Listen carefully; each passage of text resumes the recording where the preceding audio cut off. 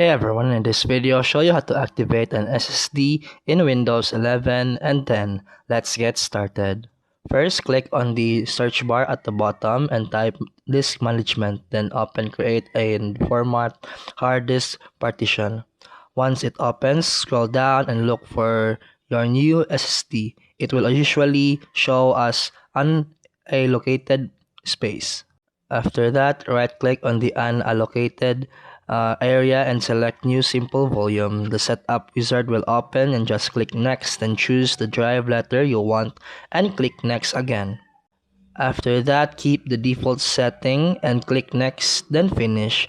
Windows will now format and activate your SSD. This usually only takes a few seconds. Once it's done, open File Explorer and you'll see your SSD ready to use.